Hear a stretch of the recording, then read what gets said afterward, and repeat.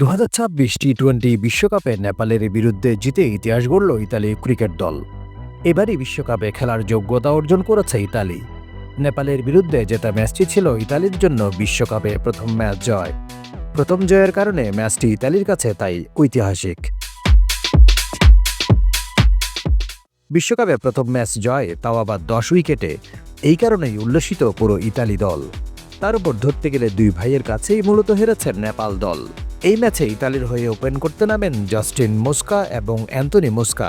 মূলত এই দুজন আপন ভাই। বিশ্বকাপ ইতিহাসে এর আগে দুই ভাই ব্যাটিং করেছে অনেকজনই, কিন্তু 100 রানের জুটি গড়তে পারেনি কেউ। টি-20 বিশ্বকাপে প্রথমবারের মতো কোনো 100 রানের জুটি কায়েম করল এই দুই ভাই।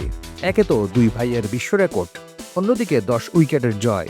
সব মিলিয়ে ঐতিহাসিক একদিন ছিল ইতালির জন্য এই দিনটি।